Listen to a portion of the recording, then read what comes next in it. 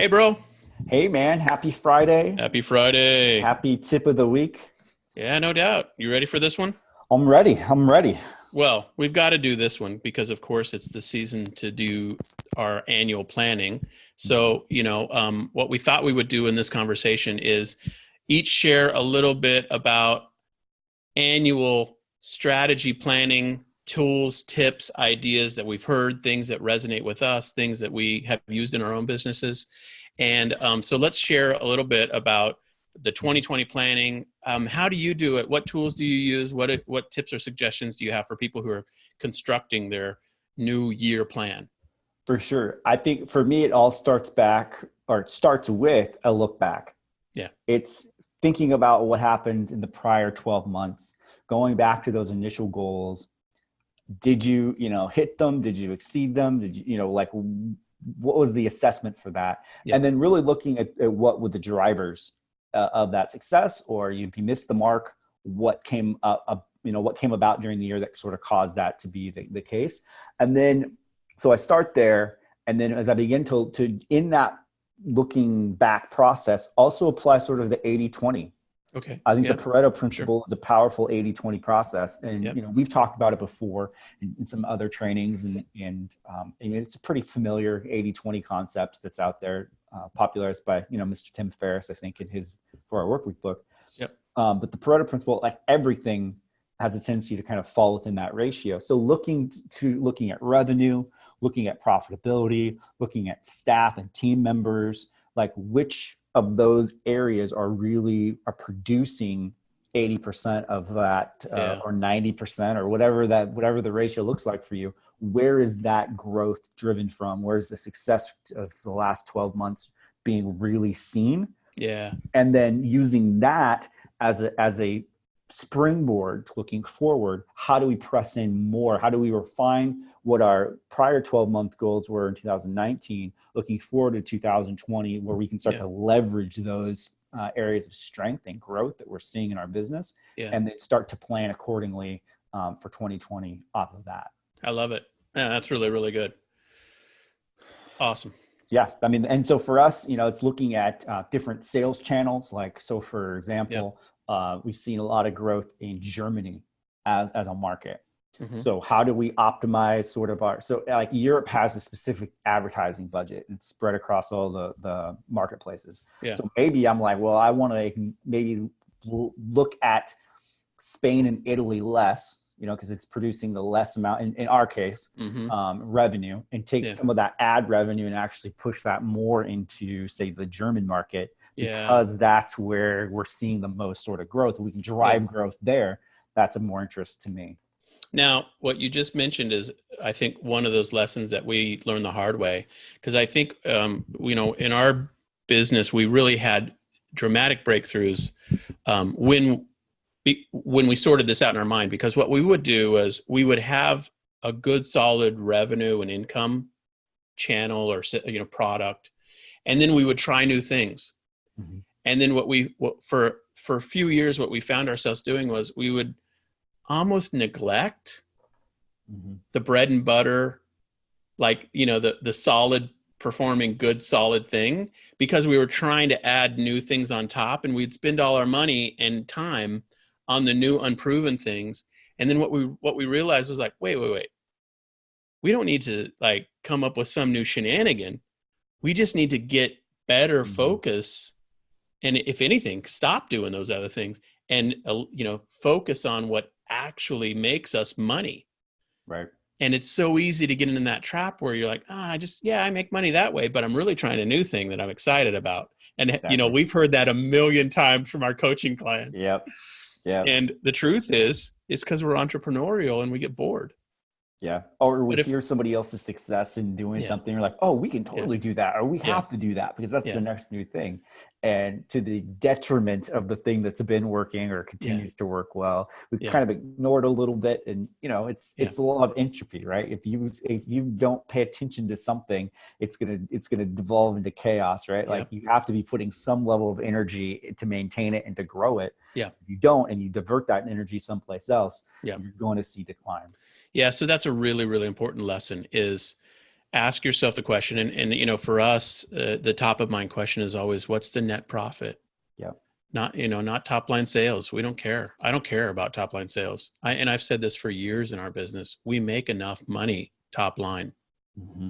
We need to focus on net profit. Yeah. And I think if everybody, you know, I mean, it depends on where you're at and, you know, kind of the volume of total numbers you're doing, but you get to a point where you say, hey, I don't need any more top line revenue. I just need to shift the needle on net profit and we'd be happy. Yeah. And, you know, so that's important. One of the models that we use, we've always used it for a long time, is more of, less of, and different. So asking ourselves the question, what do we want to do more of this year? And really thinking through that. But of course, looking back and saying, okay, what's worked and what do we want to go deeper into? The other question is, what do we want to stop doing or do less of? And this is sometimes some of the hardest work, is to do the pruning and to really say, you know what, somebody has to be the grown up in the room and say, let's stop. This is not working. This is a waste of money. It's a waste of time. Yeah. You know, we're spending Pareto principle questions, you know, are we spending 60 or 70% of our time on something that produces no money? And when we could just stop it and literally not have any harm, you know, it's like, like you just eliminate the stuff that doesn't work and you get all that money and time redeemed back to you that you can then invest into the thing that does work. And then the third bucket in that little tool is what things are you want to do differently that maybe you haven't done at all. And so that more of, less of, and different tool we've always appreciated. So that's a different model that you can use to plan. I've got another one, but anything else that you have in terms of models or tips or ideas you want to share as well? I like as well to sort of think through, so you have your big annual plan so you've done your sort of assessment work of the past 12 You just months. Made a big assumption, bro. Okay. So have an annual plan. Right. Well, I'm going there. I'm going there. So you've looked at the results of 12 months, like the last 12 months, 2019. And now you're looking forward to 2020. And now it's time to actually come up with an annual plan. Create an annual plan. And you end up with top line goals. Yeah. Right. So maybe you have a top line revenue goal, but your focus is, you know, how do I increase profitability in 2020? And you're looking for the drivers for that. Yep. So you have big 12-month goals. Then the real question is, and then how do you then break those big goals up into quarterly objectives? Right. So you start to think, because what I've found is that 12-month goals are typically too broad and grandiose to be able to articulate into actionable daily, monthly, weekly execution processes and systems in which to hit those goals. Because if you have big goals, you're going to have to define really clear systems and develop really clear habits and processes in your business in order to accomplish them. Because you're not going to accomplish them just by having them. I mean, that's a good first step. Like, you know, if you first have to write them down, have them, be clear about it, but you also have to be revisiting those, measuring against those, and build in a process to actually attain them. And I think for me, it works best where you have a big top line numbers and goals and what you're trying to accomplish. And then you need to break those up into the quarterly goals. And so if I say, for example, our goal is to do $250,000 in this sales channel, right? So that's the goal. Great. All right. So what do you have to do? How does that break down if you're going to look at it over the next 4 quarters of 2020? You know, obviously if you're in e-commerce, maybe Q4 is going to take a good chunk of that. You might be able to get, you know, 30 to 50% of all of that goal done in that quarter. What's going to be required for you to hit that, right? What inventory do you need to be planning? What marketing campaigns do you need to be having in place? So you start to break those down by quarter and what you need to do to accomplish the top line goal. You're breaking that down. And then for me, I like to look at it from a quarterly breakdown to those goals. And then it's monthly. So inside of that quarter, now I'm just getting smaller and smaller in terms of my focus. And that's actually getting more and more technical as the more zoomed in you get from a timeline perspective. So when you're on monthly, then you start looking, okay, what do I need to be executing on every single month? What are the KPIs for that? So maybe you say, I could hit my revenue goal and my profitability goal. I need to be identifying and on a monthly basis, looking at my P&L. I need to be launching 3 new marketing campaigns for this month. I need to be launching 2 new products. It's like you're starting to build the plan into that month. And then from there, you're looking at the weekly. And that's where on the weekly level that's leading up to those months, that's where you start to get really, really granular in terms of what actions your team needs to be doing. Yeah. So this person's goal, or this person is doing this. This person's responsible for this. Here's the KPI that they're doing. So if you have a team member doing product research, here's the product research thing that they need to be working on for this to get this launched, to get this campaign done. Here's the email content that needs to be written for this campaign that needs to happen in month 1 or month 4 or month 6. And so you start to get super granular in that. And you're going to review these, right? You're going to review this on a monthly basis. You make adjustments as required. But you start to flesh out the big picture and get more and more specific as you get down to the weekly level that leads up to that. And then it's just a process of adjusting and measuring your execution against that plan, because not every plan, any plan you go to market with is going to fail. I mean, like, you assume like I have a plan, I bring it to the market, and the market's going to give me input, and I need to adjust as we're going. Yeah. But that's my approach with it. So you start big, and then you get more and more specific as you get down to the monthly and even weekly tasks that need to be happening, milestones that you need to check off. Yeah. Do you make big goals for yourself? Because I don't, like, for me, like I'll show you right here. I have my one from last year. I literally just do like a set of goals for the year. And this has literally been sitting here all year long. And, I glance over at it. It's just to the left of my computer, glance over at it regularly. And I've got them basically by sort of our business model, our businesses. Yeah. And it's a good opportunity for me to look back and say, wow, I totally spaced on that one, but I succeeded on this one. How do you approach just the big goals?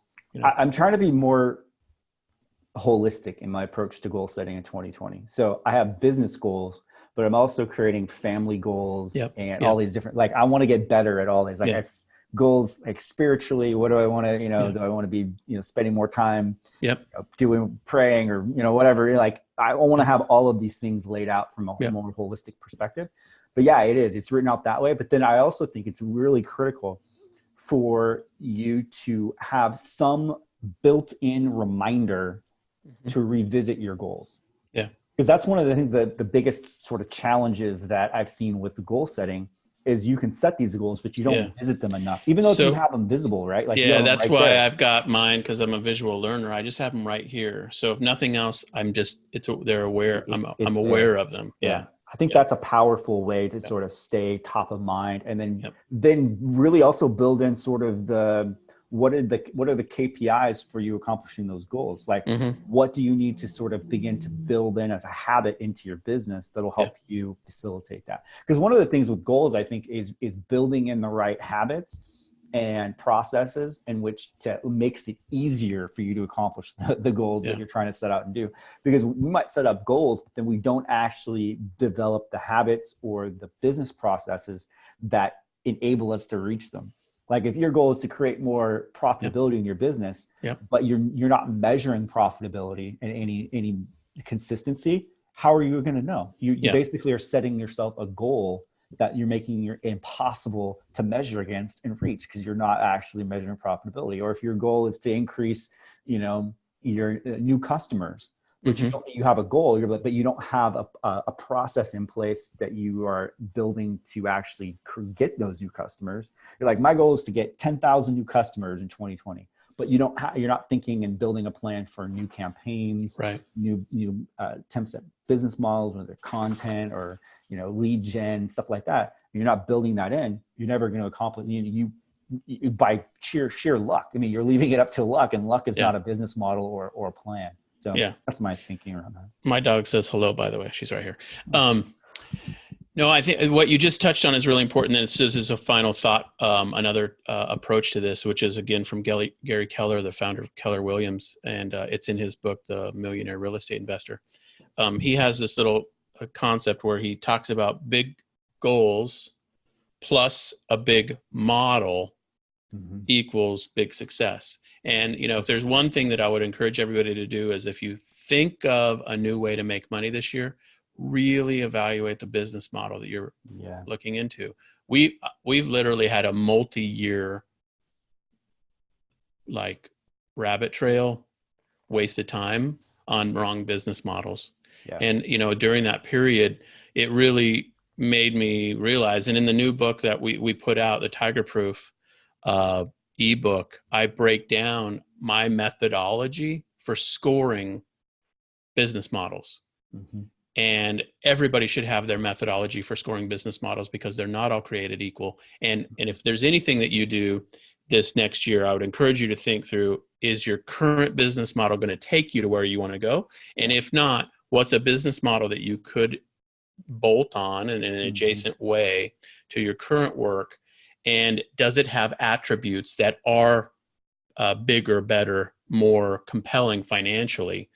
And so thinking through that is really, really important. And so that book has a whole list of the different business models that are common to e-commerce sellers, and also my methodology for scoring them. Now, you might have your own methodology, but I would say this: you need a methodology. Use mine or come up with your own before you launch any new, business strategies. Think through: can you create big goals inside a big model? And will that lead to, if you're successful, to big outcomes? No, so fantastic. I think that's probably a good place to wrap it up. A final thought? My only thought on that, on the business model, was that also business models change.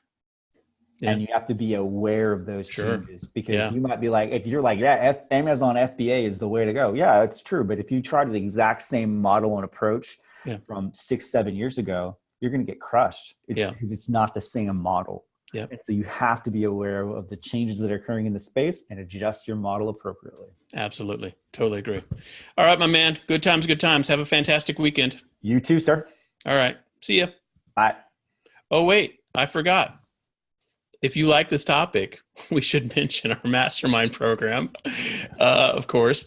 And we would be negligent in our duties if we didn't mention that we have a monthly, a recurring program where you can pay annually if you'd like. But we have a mastermind program that we have 6- and 7-figure sellers all hanging out online and together and learning from each other. We have content that we deliver to that group, special trainings. And if you'd like to be a part of that, we'd love to have you join. Check out the details on the website. We also have one-on-one coaching. So if you want to work directly with Kyle and I this next year, then check out the application process. It's by application only. That way we confirm that you're right for the program and that we're right for you. And we do a 30-minute consult where we talk about your business and that kind of thing as a first step. And so if that's of interest, be sure to check that out on the website as well. Okay, so with that said, see you, man. Have a good weekend. Have a good one. All right, bye.